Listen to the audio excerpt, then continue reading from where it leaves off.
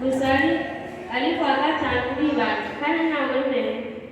ndibaza no ko ngiye kumuyisilamu Yesu ndamusize hehe ngiye kubana nanjye ubwo nyine naciye ndamanukira meshaje narapfukamye hasi ndasenga Imana kugira ngo niko byumva bityo bintu ndapfukama ndagira ndavuga ati Mana mbabarira nanditse amakosa icyo ndamanukira meshaje mbabarire sinajya mu bayisilamu Yesu mwana w'Imana navuke rubakiritu nzoka nduki rero ejo kuwa gatanu byarananiye kweli umutima urama cyane mugati kuwa gatandatu n'akarabo zo ntagiye nzoba ninda zogira ntarigera yene byarananiye cyane hasi Imana ibahezagiye